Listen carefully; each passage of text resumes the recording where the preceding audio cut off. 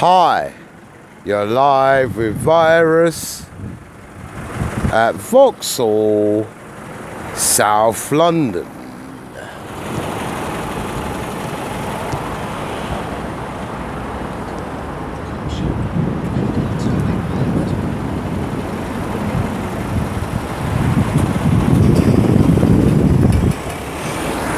On a cloudy, broody Friday tea time. And today's edition is called Wellbeing. And it's going to be a different edition today with a slightly different format. 4 poems, a precise local history. 2 of those poems will all include tributes to great people who've passed recently. And of course, walkabout. Okay, right, so Vauxhall is a district of South London, England, and it was part of Surrey until 1889, and when the creation of the County of London.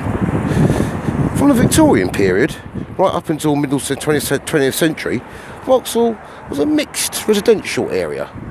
Lots of homes were there, as well as industrial businesses. Now, lots of these homes were demolished and actually replaced by social housing. This was due to bombing in World War II and also due to the creation of local railway works to Waterloo and gas works going to Battersea.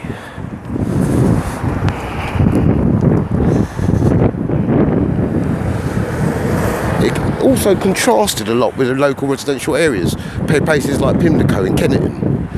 And the area was originally part of South Lambeth, and it was held by the De Rivers, even the family that had been the feudal barons of Devon and Plimpton and lords of the Isle of Wight since the 12th century. However, in 1317, the manor of South Lambeth was given by His Royal Highness King Edward II to Roger de Moray for good service at the Battle of Bannockburn in 1314. There you have it. All right. So there are 3 major local roads that meet up: South Lambeth Road, right, Clapham Road, and Wandsworth Road. These were ancient routes into London, and it just meant that, in fact, Vauxhall was the south-western terminus of the Civil War defences of London, and they were set up or erected by Londoners in 1642, and they were defending against the royalist incursions. You know, they were the Roundheads. Okay, so the land was flat and marshy, all right? And development didn't really start until about the middle of the 18th century, and that was after the Lambeth marshes were drained. Yeah. Vauxhall Bridge, which I'm on now, and Vauxhall Bridge Road, which leads up to it, like, yeah, okay, basically was built in 1816. And by the time 1860 had come around, the actual village had been swallowed up, the village of Vauxhall, by the town of Lambeth, really. Okay. And it just meant that a lot of the streets had been destroyed by the German bombs in World War II and the construction of getting the railway through from here to Waterloo.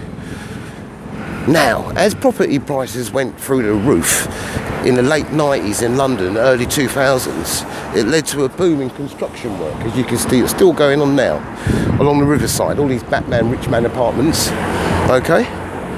And it became a very popular place for MPs, okay? For MPs and civil servants, because it's very close to the Houses of Parliament. Okay? And for Whitehall. There you go. Vauxhall itself is a very ethnically mixed and diverse ward. Okay? So over 40% of its actual population belong to a non-white ethnic group. There you go.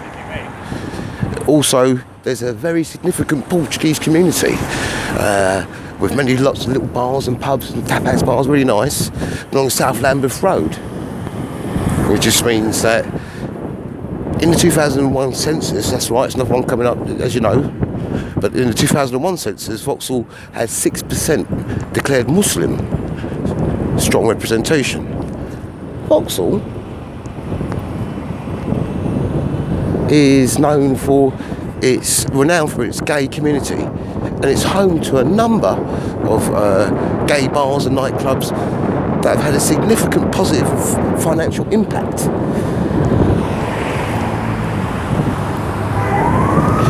on local trade. Nightclubs like Area, Chariots, the Eagle, Fire, and the Royal Vauxhall Tavern.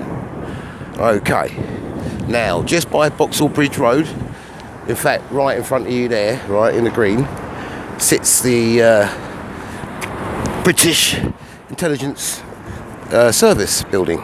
Okay, so this is actually known as MI6, and this building, okay, has featured in many James Bonds, the movies like GoldenEye, The World Is Not Enough, Die Another Day, Skyfall, Spectre, that came out in 2015. So it just means that it's been in pretty much all the modern ones. Okay, and it's very interesting. Vauxhall Cross, which we're going to approach soon, okay, is just southeast of the bridge, as you can see, and 6 major roads, as you can see, converge here. Right, let me take my time now. There we are, green light. So 6 major roads converge here, and it was once, including the Albert Embankment just up there, that way, it was once described as one of the most unpleasant road junctions in South London. However, since 2002 and through to 2004, it's underwent a gradual redesign, so it's linking up now with all the mainline railway train, that's it, green light, with the buses, tube, all together in one place. And that one is being developed now, and it's called Vauxhall Cross. Okay, so here it is. Lovely. All right. It's going to be developed further into hotels. It's going to be developed further into restaurants and bars with a budget of 600 million. So I think it'll be all right. And on to today's first poem. Okay, right, so a lot of great people have been passing away recently, as I know you may have noticed, okay? And this is a tribute to a musical guru and Rasta stalwart, Bunny Wailer. Okay, here we go. Born on the 10th of April, 1947, nurtured in 9 Mile Village, St Anne Parish, Jamaica, Neville Livingston joined us. From little bit inspired Robert Nesta Marley. So young, them a share Farley's, Rusk. Him without a father, Bob without a mother. Their parents bonded and had Pearl, their daughter. A soft family did run. Bunny missed his big break. He was late for audition with Leslie King Kong Crew, 1962. Come 1963, he had instead formed the Wailing Wailers. That was him, Peter Tosh, and Bob Marley. Marley sang the lead, Bunny backing and percussion. And as for Tosh, oh gosh, Bob went big, doing different gigs. So Bunny took the lead. Classics like Who Feels It Knows It and Sunday Morning. Bunny loved him gospel.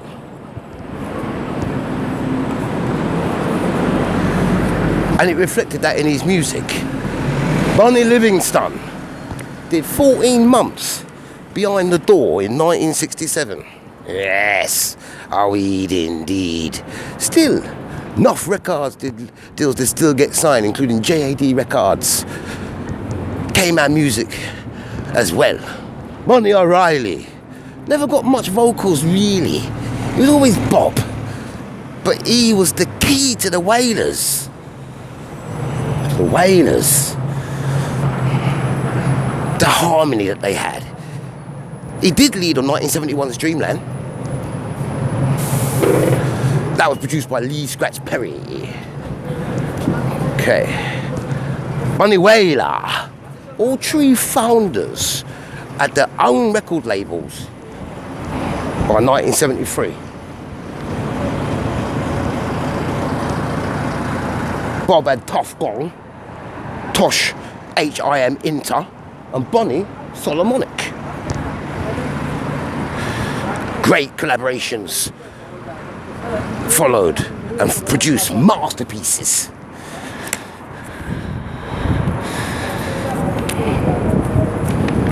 Such as Burning and Pass It On and Rise and Shine. Gone on tour, England to USA, but he never loved that. He never wanted to leave Jamaica and shrink down within the Wailers. Meanwhile, the whole world run off for Bob. Run behind Bob. Exodus. Bonnie left the Wailers in 1973. Bonnie Rasta. And reaffirmed in spirituality. He and Peter Tosh sang backing on each other's tracks. Sadly, Peter was lost in 1987 in a robbery that went wrong. But see that's a different next song. Bonnie expressed himself, produced a disco music track and collaborated with Sly and Robbie. Triple Grammy Award winner. The music just flowed through him, flowed. 1991, Time Will Tell. Tribute to Bob. 1995, Crucial Roots Classics. 1997, Hall of Fame, both 50th anniversary tribute. He kept it up, collaborating with Toots and Maytals to win the Best Reggae Album in 2004 Grammys. His country responded. 2012, he was awarded the Order of Jamaica. 2017, the Jamaican government awarded him the Order of Merit. The USA awarded him the New York Pinnacle for services to reggae. Whoa. 2019. What? Lifetime of reggae. Lifetime of reggae. Lifetime of music. Few of the albums. Protest 1977. Struggle 1978. Rock and Groove 1981. Roots, Radix, Rakas 1983.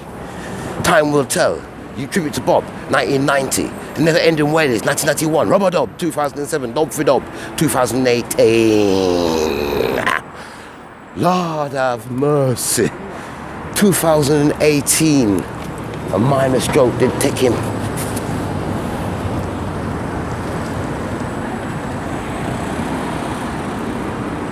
Jano, in speech, did fail him.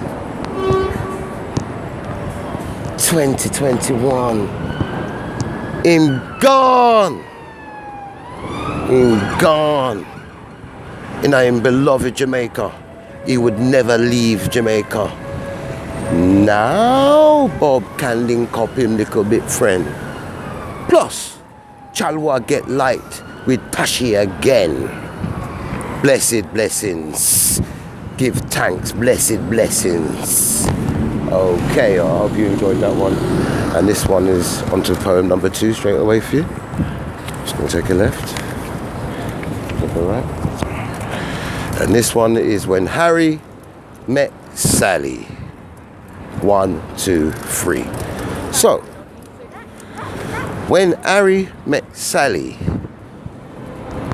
he ducked her like Shamima Begum, and instead he married a girl called Megan. Bloodlines mean all. So from his position atop of British society, he cannot fall. Nor his children, one and all. Commoners who demand he's stripped of all his titles are mistaken. They couldn't even do that to Lord Lucan. Races are dropped down. Them are fall. But they don't know their history. No, not at all. Queen Charlotte was just like Meghan. Her husband, George III, had to quell many a slave insurrection. He had to take her portrait down off his slave master's walls. She resembled the Africans he had enslaved. Well, go on. You're nice. Yes, baby. You all right, though? It's good work that you're doing, man. Lovely jubbly, man. Yes, sister. All right. All right, all right, all right, all right. Lovely. That's so lovely. So, he had to take her portrait off his slave master's walls. She resembled the Africans that he had enslaved, and her image made him way too brave. By birth, Harry is close in line to the throne. All they could do is separate him from her and get him to come home with his kids. You know, leaving her to rot in the skids. No, that is not part of Harry's judgment. He is his mother's son, and to her a true testament. Mrs. More than a brother and sinting. He has his head full of the word king.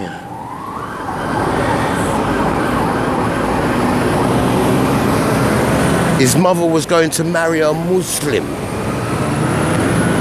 That couldn't figure.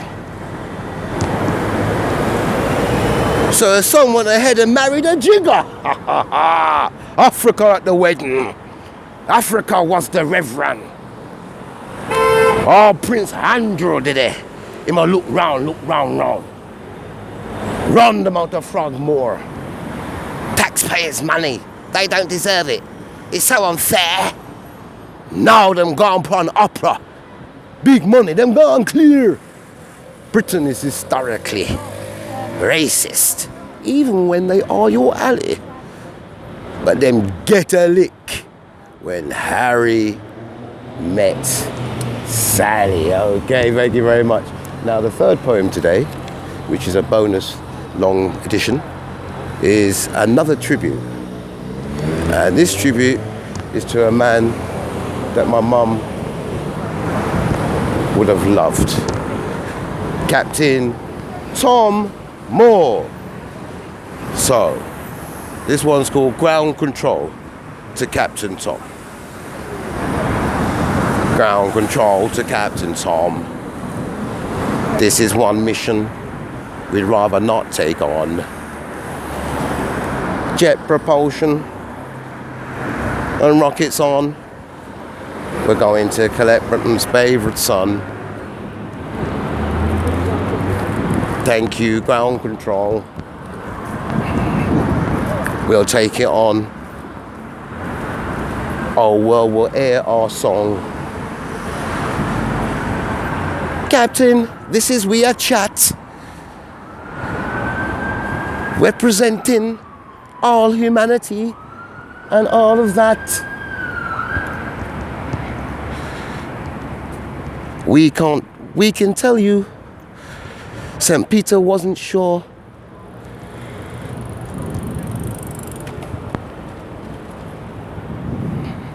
Is it really time to see Captain Moore? You come like Mother Teresa. None of your actions were for self-pleasure. You reached 100. That's 5 score. And you raised 39 millions and more. This inspires so many others around the world. Russia, Britain, Poland, USA, Africa, West Indies. All motivated to do the captain. All motivated to take some personal action. You are a humble man that your family adore. You never would let lockdown get you bored. You were quiet, calm and reassured. You step for England. You step for Wales. You step for Scotland. You step for Ireland. You step for Europe. You step for the world. So now you're taking your final bow.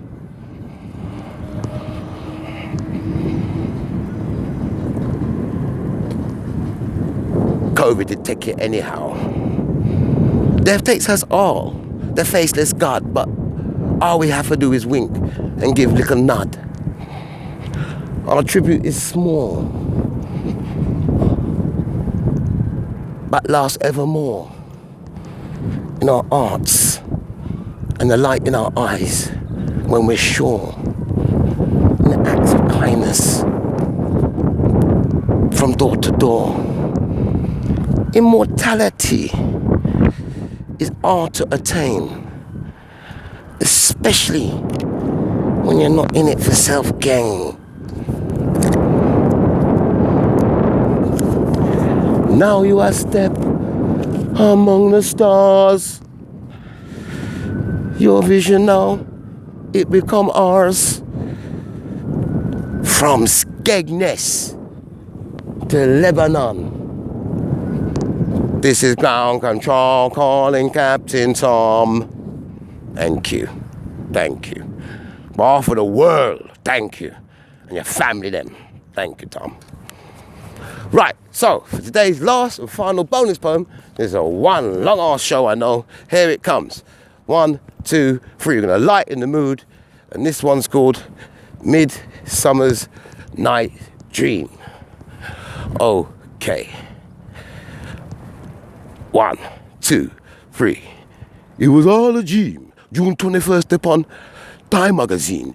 Man a plan dance, gonna run show bean. More flesh pan show than ever before I seen. People ready to vent them spleen. Doing more drugs than mountain sheen. Jump up. Stop that slumming. Didn't Ned Stark say, summer is coming? Time for link up. Yes, time for drink up. Face is bright, vice is keen. Wake up, Britain. A midsummer night dream. Okay, well, thank you very much. That's a thank you for your time today. I want to shout a happy birthday to Courtney Phillips. Nice chap. Wish him the best. I want to say that it's been a long time since I spoke to you. I'm sorry about the delays getting back to you, but there was so much going on. I couldn't even get a chance to do the show. So much to include. But here we are. And now, before we wrap it up, as usual, it's time for Walkabout. Yes! This is Vauxhall. I live in Pimlico, and there's no takeaways around there. We'll do something now. I have to come down there after 9 and 10 o'clock. I'm going to get either a beer or chicken and chips. And someone's coming down there with the same crazy friend, Ian McAllister. So you go, I'm going to go and get the chicken and chips. What are you doing? He's going to go to the toilet. He's going to go have a little pee. 10 minutes later, when I come out with the chicken chips, I see him getting chased by an undercover policewoman, going slow like Benny Hill movements. Charles, what? My name's C3 Chowdhury. Move and go.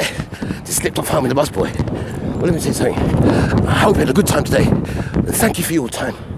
Remember that if you get outside and get into the park, it's free. It's free and it's local. And it's worth your while. It enhances your well-being. So from Vauxhall, with a virus, a lovely rest of your day. Virus out, virus. You know I love you. Take care now. Bye.